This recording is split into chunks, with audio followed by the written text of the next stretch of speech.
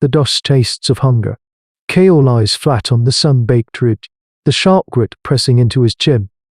Below, the valley is a slash of impossible green in a world turning brown and brittle.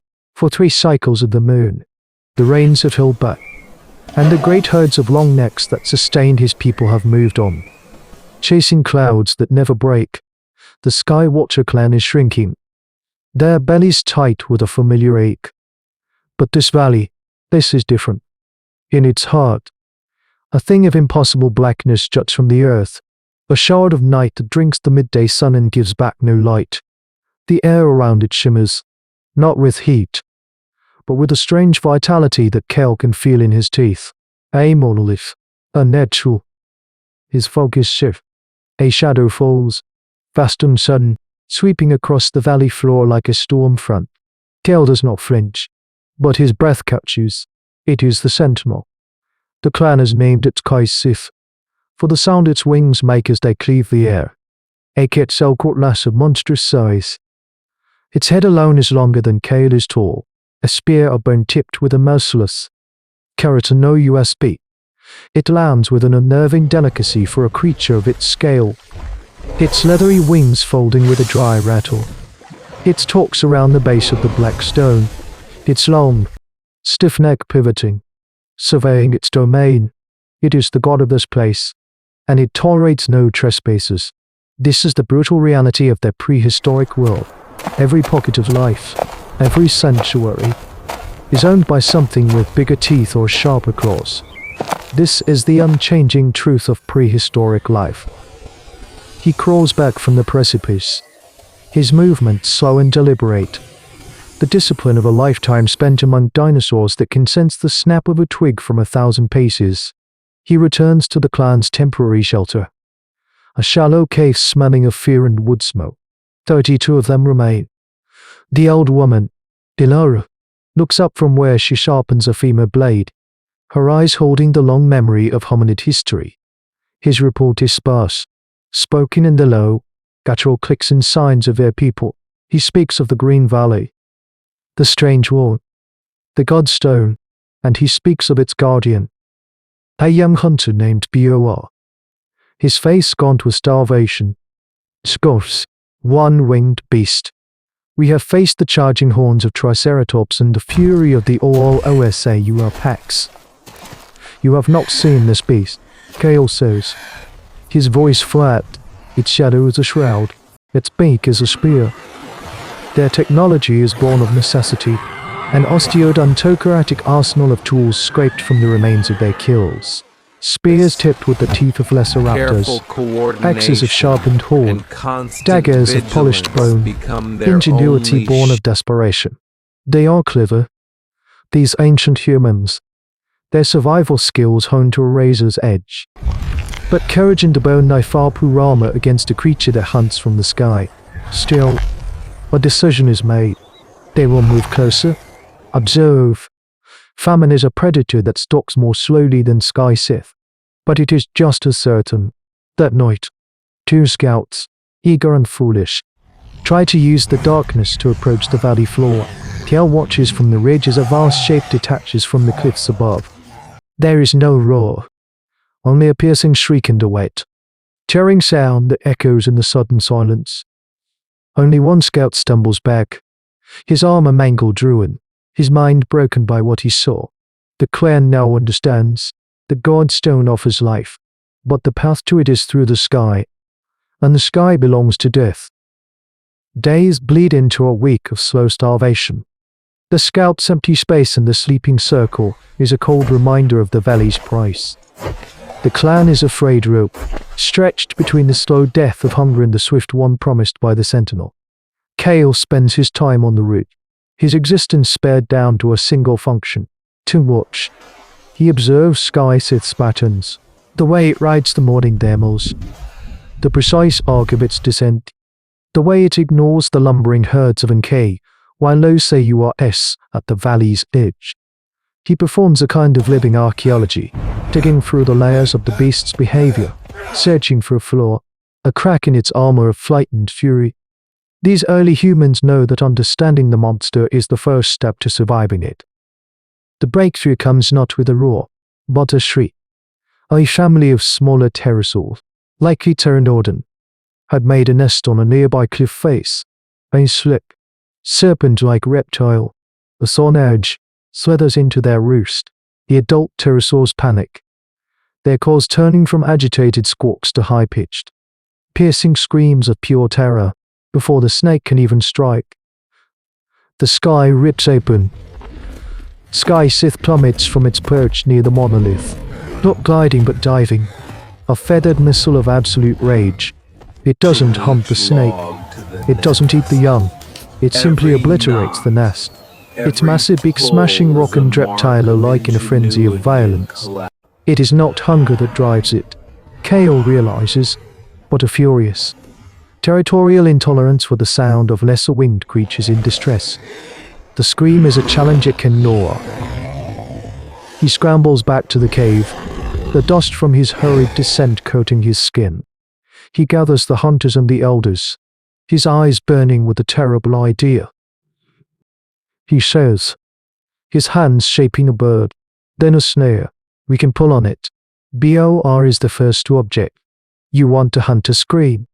We will die catching the bait before the monster even sees us.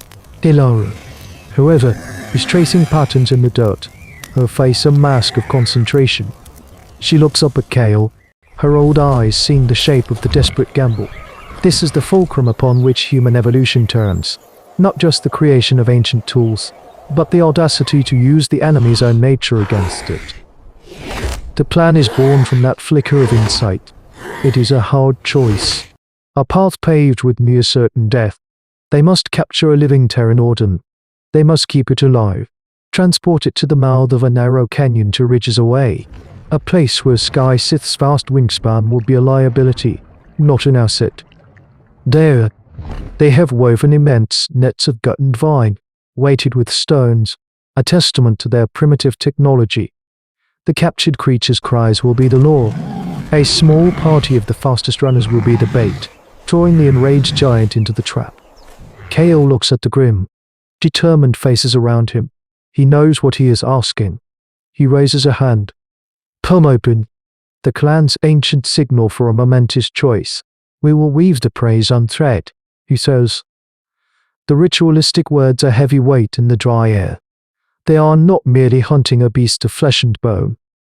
They are hunting a sound, an instinct, a weakness buried deep in the reptilian mind. The hunt for the scream begins. The capture is a nightmare of flapping leather and snapping jaws. 2 hunters are gashed. Another nearly loses an eye before they manage to throw a weighted net over a subadult Pteranodon.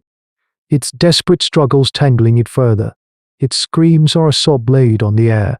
Each cry a summons for the valley's overlord. They work in a frenzy of controlled panic, jamming a padded stick between its jaws to muffle the sound, binding its wings with gut cord. They are racing against a shadow that could fall at any moment. This is the brutal calculus of prehistory. To survive one monster, they must first master another. The captured creature is a living key, and its terror is the force that will turn the lock. Kale leads the small party. Bor, grim and silent, and 3 other young hunters, their faces tight with fear, carrying the bound, squirming pterosaur away from the valley. They reach the chosen canyon as the sun begins its descent, painting the sandstone walls in hues of blood and fire. The place is a deliberate choice, a narrow scar in the earth where maneuverability is more valuable than size. They're both hidden on the canyon rim, and Laura and the others wait with the immense nets. The plan is simple. Its execution is a breath away from impossible. Kale takes a deep breath. The air thin and cold. He looks at Bor. When it comes, run as if the sky is falling. Bor just nods, his knuckles white around his spear. They pull the gag from the Pteranodon's mouth. The effect is instantaneous. The creature, terrified and enraged, unleashes a continuous, a splitting shriek that seems to tear at the very fabric of the air. For a moment, there is only the sound. Then, a distant speck detaches from the monolith's dark spire. The speck grows, resolving into the familiar, dreadful shape of Sky Sith. It is not flying. It is falling with purpose, its wings angled for a killing dive. It sees the small cluster of hominids and the source of the infuriating noise. The hunters scatter. Running deeper into the canyon as planned, Kale's heart hammers against his ribs, a frantic drumbeat against the thunder of his own blood.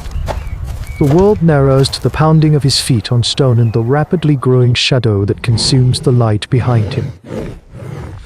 Skyset enters the canyon, a force of nature crammed into a space too small to contain it. Its wingtips scrape against the rock walls, sending showers of sparks and stone chips raining down. It is clumsy here, enraged, its focus entirely on the screaming bait and the fleeing figures. It lunges, its spear-like beak impaling one of the young hunters, lifting him from the ground with a sickening crunch. The hunter makes no sound. There is no time for pain. This is the blood price.